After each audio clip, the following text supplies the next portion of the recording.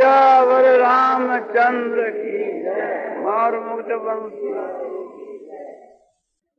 इसी प्रकार से भरत जी महाराज भगवान के दिल में व्याकुल हो गए और मरने की तैयारी हो गई, तो उसी पर पहले हनुमान जी को भेजा और फिर खुद आ गए।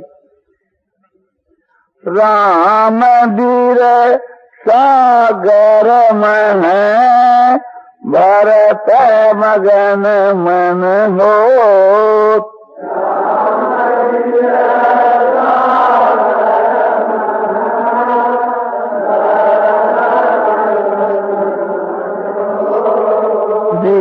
प्ररूप धरि पवन सुत आए गए जिनि पोत।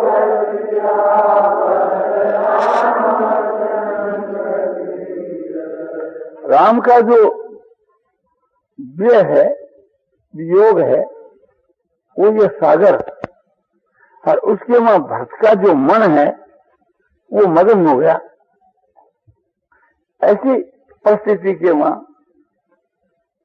ब्राह्मण का रूप धारण करके और हनुमान जी वहां आप जैसे कोई डूबते हुए के लिए नौका आप पहुंचती है, तो हनुमान जी पहुंच करके और भरत को बता दी और खबर दी कि जिन के लिए तुम रात दिन नाम जपते हो, वे भगवान श्री राम अपने भाई लक्ष्मण के सहित और सीता के सहित आ गए।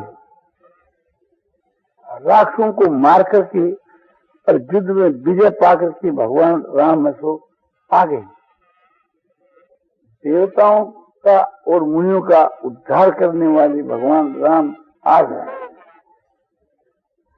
तो भरत जी को इतना आनंद हुआ, इतना आनंद हुआ जिसकी वो सीमा नहीं, क्योंकि उनके तो प्राण बचाए ना। ये तो भरत जी महाराज भगवान के वीरों के बीच के वहां जी नहीं सकते, उनका इतना प्रेम था।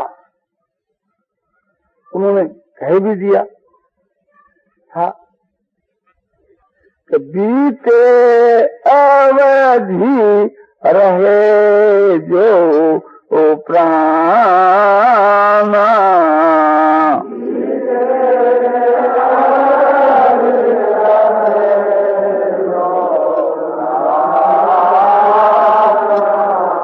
अधम कवन जग मोहि समान।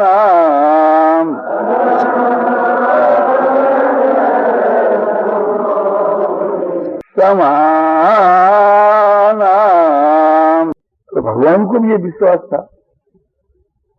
जब 14 वर्ष की अवधि समाप्त हो गई, तो भगवान जब लंका में थे, तो विभीषण ने आकर के कहा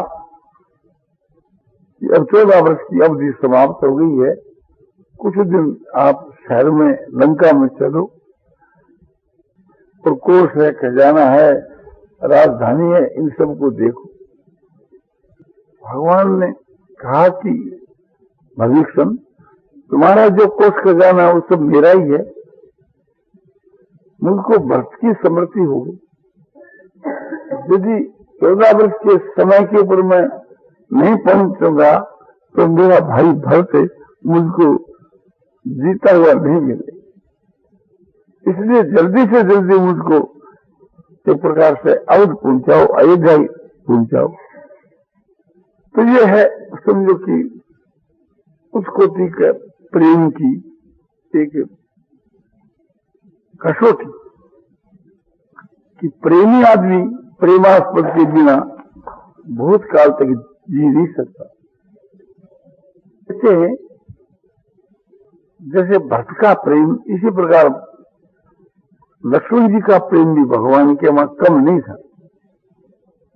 जब महाराज लक्ष्मण जी को कहते हैं कि तुम घर पर रहो, क्योंकि भरत और शत्रुघ्न ननिहाल गए हुए हैं और हम दोनों चले जाएंगे, तो फिर पिताजी हमारे शोक से दुखित हो जाएंगे। तो माता पिता की सेवा के लिए ये अपना धर्म है, नीति है, इसको ख्याल में रख करके कि तुम्हारे को घर में ही रहना चाहिए। लक्ष्मण कहते प्रभु धर्म और नीति का उपदेश तो उसको देना चाहिए कि जो संसार के बीच के मां विभूति चाहे और कीर्ति चाहे। मैं तो आपके प्रेम के द्वारा पाला हुआ हूं, तो मुझको आप अलग न कीजिए। और यदि आप अलग कर दोगे तो मेरा क्या बस है, क्या उपाय है। जब भगवान का आग्रह देखा कि लक्ष्मण घर पर ही रहे, तो लक्ष्मण जी एक रहस्य की बात कहते हैं, मर्म की बात। कहे हो नाथ तुम नीक गुसाई,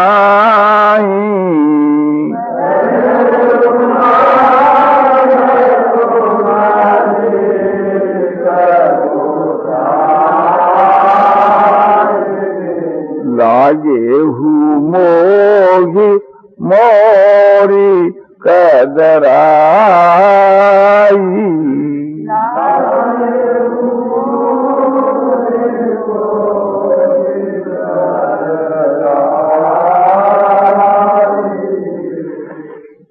नाथ आप जो बात कही वो नीक माने ठीक बात कही, उचित बात कही।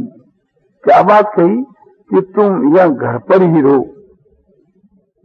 तो ये बात आपने उचित कही, क्योंकि मैं यहां ही रहने के लायक हूं।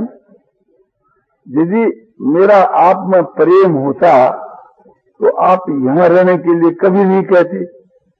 इसलिए आप उचित बात कही, मैं उसके लिए पात्र नहीं हूं, प्रेम का पात्र नहीं। इस विषय के बीच की मां मेरी कायरता ही मुझको प्रतीत होती है। कायरता क्या कि मुझ में ऐसी सूरवीरता नहीं है जो आप मुझको छोड़ करके चले जाओगे तो आपके वियोग में मैं देह में अपना व्याकुल होकर के मर जाऊंगा।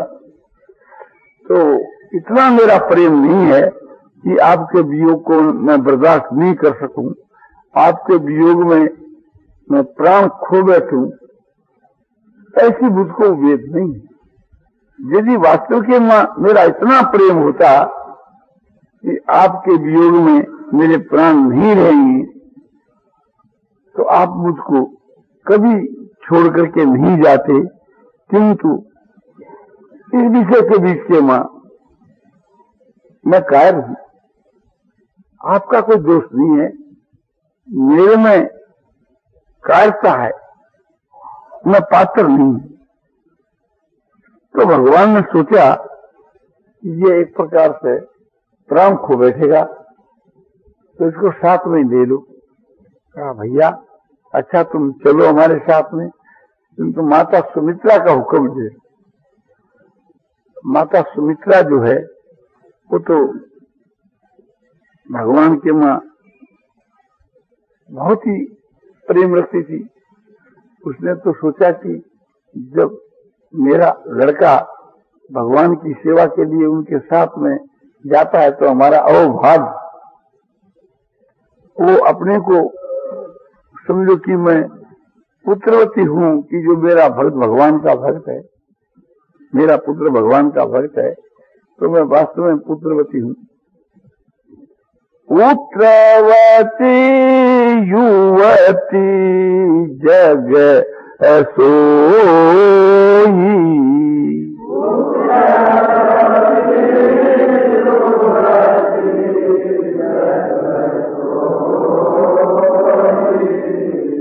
रघुवर भक्त जासु सुत होई।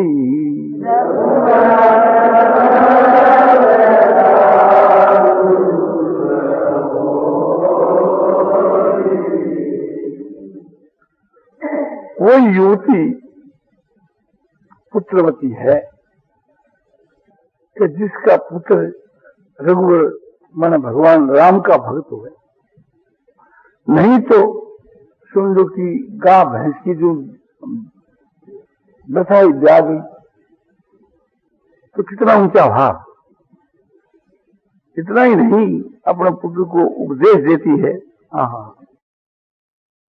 कि तुम्हारे ही भाग्य राम बन जाही।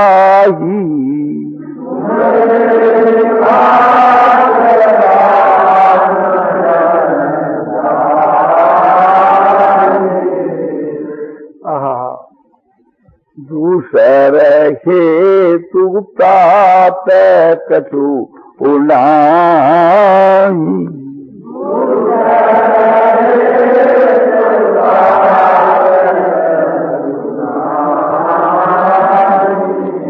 ये तात हे मेरे प्यारे,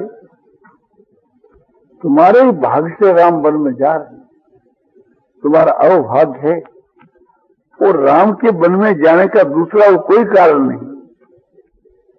एक ही जो है या कुबड़ी जो मंत्रा, ये तो एक प्रकार से निमित्त मात्र है।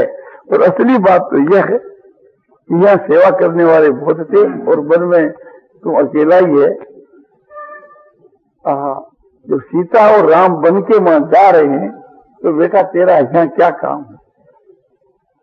सीता को तुम मेरे समान समझना चाहिए और राम को दशरथ के समान समझना चाहिए। और उनकी सेवा, सीता और राम की सेवा करना ही मेरा कहना है। मानो सीता राम की तुम सेवा करना, यही तो मेरा उपदेश है और यही मेरा आदेश है। कितना सुंदर एक प्रकार से उपदेश दिया है। क्योंकि भगवान के मां सुमित्रा का प्रेम था, लक्ष्मण का भगवान राम में प्रेम था और सीता का तो प्रेम था ही। सीता को भगवान उपदेश देते हैं कि हे सीता, तुम हट मत करना। हट का नतीजा अच्छा नहीं होता है। तुम अपने घर के ऊपर ही रहे। वन के बीच के मां बहुत भारी कलेश है। वन के मां सर्दी पड़ती है, गर्मी पड़ती है, हवा चलती है, वर्षा बरसती है। ऋतु के अनुसार ये सभी बातें होती है। और वहां जो है वृक्षों के नीचे रहना पड़ता है। खाने के लिए कंदमूल फल मिलते हैं तो कभी मिलते हैं, कभी नहीं मिलते। और वहां स्त्रियों को चुराने वाले राक्षस लोग घूमते रहते हैं। अनेक प्रकार के वन के वहां कलेश है। सीता ने कहा कि प्रभु, आपने वन के वहां जितने कलेश बतलाए वे सब मिलकर के आपके वियोग के मुकाबले में कुछ भी नहीं। भोग रोग समय भूषण भारू।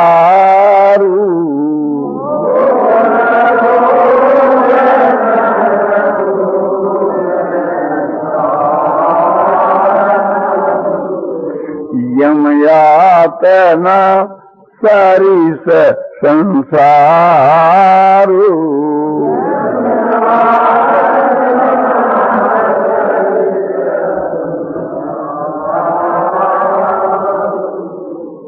संसार के जितने जो भोग हैं, विषय भोग, ये तो सब रोग है। विषय भोगों के भोगने से ही रोग की उत्पत्ति होती है।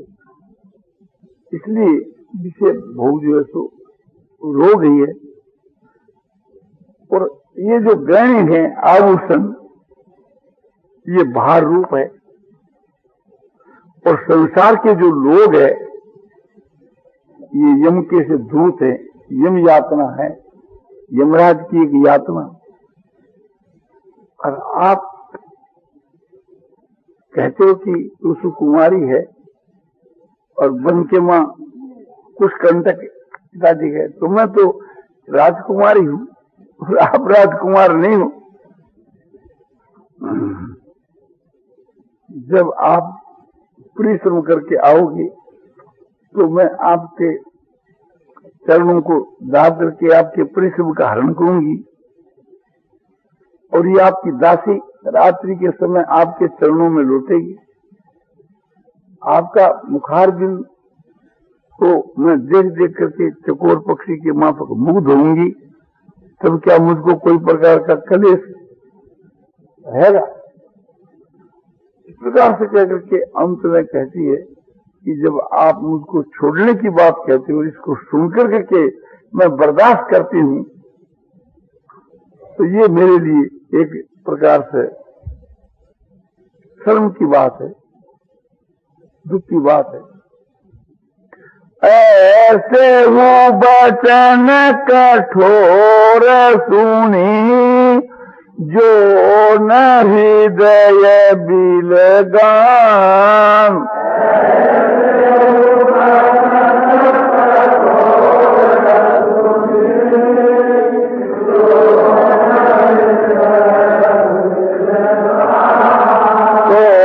प्रभु विषम वियोग दुख सहहि पाव प्राण सियावर।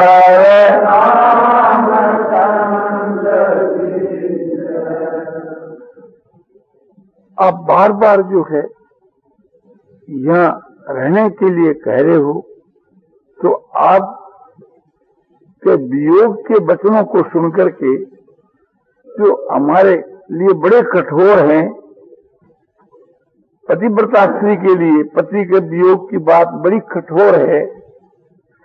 ऐसे वचनों को सुनकर जब मेरा हृदय फटता नहीं है, तो मेरा हृदय कोई वज्र का है, तो इससे मुझको ये मालूम होता है कि आप मुझको छोड़ करके जाओगे और मैं संसार के वहां तो जीती रहूंगी। तो आपके विषम वियोग की यंत्रणा, विषम वियोग का जो दुख है, ये पामर प्राण सहन करेंगे, माने मेरे प्राण निकलेंगे नहीं, मैं मरूंगी नहीं। ये सुनकर के भगवान ने सोचा कि तुम्हारे वियोग में ये प्राणों का त्याग करते, तो भगवान उनको साथ ही ले गई। तो अपना जो प्रेमास्पद जो है, और उस प्रेमास्पद का जो वियोग है, वो प्रेमी के लिए मरने के तुल्य है। तो इस बात का जो रहस्य प्रेमी जान सकता है। प्रेमास्पद को देख देख करके प्रेमी जीता है, मुग्ध होता है, उनका दर्शन करके, स्पर्श करके, वार्तालाप करके, चिंतन करके। तो भगवान में प्रेम बढ़ाने के लिए अपना जो इष्ट देव का जो स्वरूप है, चाहे भगवान श्री राम का हो, चाहे भगवान श्री कृष्ण का हो, चाहे भगवान श्री विष्णु का हो, चाहे भगवान शिव का हो, अपना जो इष्ट देव है, प्रभु के स्वरूप का ध्यान करके ध्यानावस्था के बीच के मां भगवान से वार्तालाप करनी, उनके चरणों का स्पर्श करना, नेत्रों से उनका दर्शन करना, कानों से उनके प्रेम भरे वचनों को श्रवण करना, दर्शन भाषण स्पर्श कर करके मुग्ध होना। क्योंकि भगवान के जो दर्शन भाषण स्पर्श और वार्तालाप है, मानसी भी क्यों नहीं हो, वो रसमय है, अमृतमय है, प्रेम में है। भगवान का जो स्पर्श है वो हाथों के लिए अमृत के समान, भगवान का जो वचन है वो कानों के लिए अमृत के समान, भगवान के वहां जो जीव गंध है वो नासिका के लिए अमृत के समान, भगवान का जो दर्शन है वो नेत्रों के लिए अमृत के समान, सभी समझो कि एक अमृत के समान अमृतमय है, आनंद में है। भगवान का दर्शन, भाषण, कपट, वार्तालाप सब बहुत ही मधुर है। भगवान की जो मूर्ति है, इस वास्ते उसको माधुरी मूर्ति कहते हैं। उनकी सारी चेष्टा ये सब मधुर है। भगवान की लीला भी मधुर, भगवान का स्वरूप भी मधुर, भगवान की वाणी भी मधुर, भगवान के गुण भी मधुर, भगवान का नाम भी मधुर। इस प्रकार से थी जो अनुभव करता है वो भला भगवान के बिना कैसे जी सकता है। वो भगवान के बिना भगवान क्षण भर भी नहीं रह सकता, वियोग को बर्दाश्त नहीं कर सकता, और भगवान भी उसके वियोग को बर्दाश्त नहीं कर सकते। और प्रेम के बढ़ने से जब भगवान मिल जाते हैं तब तो वो सदा ही भगवान के निकट रहता है। और मिलने के बाद जब भी भगवान अंतर्धान हो जाते हैं, भगवान का भक्त तो भगवान को छोड़ करके कहीं जा सकता ही नहीं, किंतु भगवान उसको छोड़ करके अंतर्धान हो जावे तो मन से उसे दूर नहीं होते। और फिर प्रत्यक्ष न मिलने पर विरह की व्याकुलता के बीच के मां उसकी एक गोपियों के जैसी दशा हो जाती है। और विरह की व्याकुलता के मां रुक्मिणी जी की भी दशा बेदशा हो गई थी। जब शिशुपाल देने के लिए आया पर भगवान समय पर नहीं पहुंचे तो वह एकदम व्याकुल होकर के विलाप कर रही है। पर भगवान ने सोचा कि एक प्रकार से वो प्राण खो बैठेगी, तो उसी वक्त भगवान रथ लेकर के रुक्मिणी के पास पहुंचे और रथ में बैठा करके अपने ले आए। तो भगवान में जिनका अतिशय प्रेम हो जाता है, अनन्य प्रेम हो जाता है, विशुद्ध प्रेम हो जाता है, फिर भगवान से रहा नहीं जाता, उसी क्षण भगवान प्रकट हो जाते हैं। तो सब संसार से प्रेम हटा करके हम लोगों को केवल भगवान के मां प्रेम करना चाहिए। और वो प्रेम हमारा विशुद्ध प्रेम होना चाहिए, निष्काम प्रेम होना चाहिए। भगवान के मिलने की इच्छा, भगवान के मां प्रेम जब होता है तो फिर भगवान उसी वक्त प्रकट हो जाते हैं। भगवान के मिलने के साथ के बीच में भक्त लोग कहते हैं कि उसको इतना आश्चर्य होता है, इतना आनंद होता है कि वो उसको अपने संभाल नहीं सकता। उसको इसलिए आश्चर्य होता है कि वो कहाँ तो भगवान में काम है, क्या भगवान वास्तव में प्रकट हो गए। और ये होता है कि मैं एक तुच्छ और भगवान इतने उस कोटि के महापुरुष है, बड़ा आश्चर्य होता है। और आनंद की भी सीमा नहीं रहती। आश्चर्य ये होता है कि क्या वास्तव के वहां भगवान ही मुझको मिल रहे हैं। ये कोई एक प्रकार से मुझको कोई भ्रम तो नहीं हो गया, ये कोई स्वप्न तो मैं नहीं देख रहा हूं। बड़ा भारी आश्चर्य होता है और इतना आनंद होता है, इतना आनंद होता है कि उसकी सीमा नहीं रहती। उसके नेत्रों की पलक एकदम नहीं लगती, वो एक तक देखता रहता है। पलक लगे इतने देर भी वो बर्दाश्त नहीं कर सकता और देख देख करके मुग्ध हो जाता है कि उसको भगवान का ही ज्ञान रहता है, अपने आप का भी ज्ञान नहीं रहता। ऐसी उसकी दशा बेदशा हो जाती है। फिर जब अपने को संभालता है तो एक प्रकार से इतना मुग्ध हो जाता है कि उसकी कोई बात भी पैदा नहीं होती, क्योंकि सारे सुख से नाश हो जाते हैं, सारे पापों का नाश हो जाता है और वह मंत्र मुग्ध की माफक भगवान को देखता रहता है और भगवान उसको देखते रहते हैं।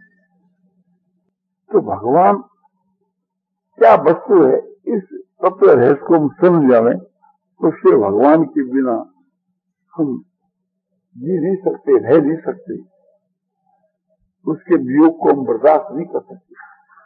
हम लोग भगवान के वियोग को बर्दाश्त कर रहे हैं, तभी भगवान हम लोगों को वियोग दे रहे हैं। और जो बर्दाश्त नहीं कर सकता उसको भगवान वियोग कैसे देंगे? भगवान का समझो कि अधिकार ही नहीं है कि उसको वियोग देवे, ये न्याय भी नहीं है। तो भगवान के वियोग को जो सह सकता है उसी को भगवान वियोग देते हैं। तो हम लोग इस प्रकार से भगवान के प्रेम के तत्व को नहीं समझते, प्रेम के रहस्य को नहीं समझते, नहीं तो हम कैसे जी सकते भगवान के बिना? उस भगवान के लिए अपने आप को समर्पण कर देता है, भगवान उसके लिए अपने आप को समर्पण कर देता है। जो इस तत्व को समझता है वो तो भगवान का ही होकर रहता है, और ये समझता है कि संसार के बीच में भगवान ही हमारा है, भगवान के समान और कोई है ही नहीं। भगवान के समान हमारा प्यारा कोई नहीं है, हितैषी कोई नहीं है, अपना कोई नहीं है। उमा राम सम तू जग माही,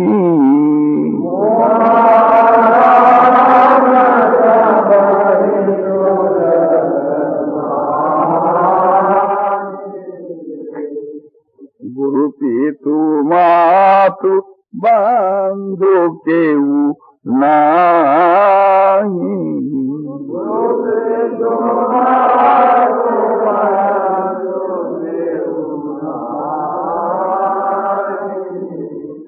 हे उमा, शिव जी कहते हैं कि राम के समान हित करने वाला दुनिया में कोई भी नहीं है। माता पिता गुरु बंधु संसार के मां भगवान के समान कोई है ही नहीं। सुर नर मुनि सब की यही रीति,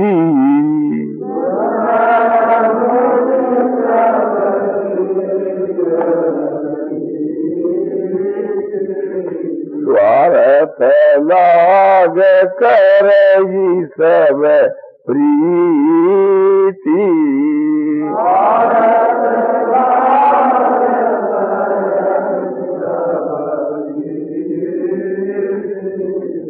सुर जो देवता है, नर जो मनुष्य है, मुनि जो तपस्वी हैं, सबकी यही रीति है कि स्वार्थ को लेकर के सब कोई प्रीति करते हैं, और स्वार्थ का त्याग करके तो केवल एक भगवान ही है जो प्रेम करते हैं।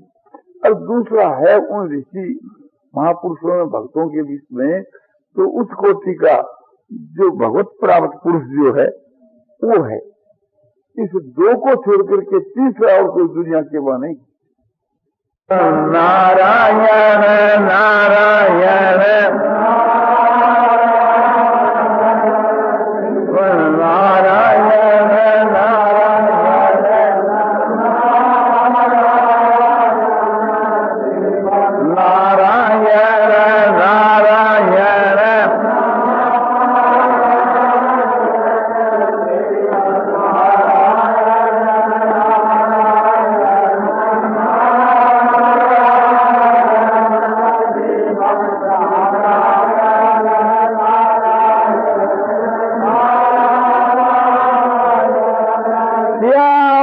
रामचंद्र की जय, मोर मुक्त बंसी वाले की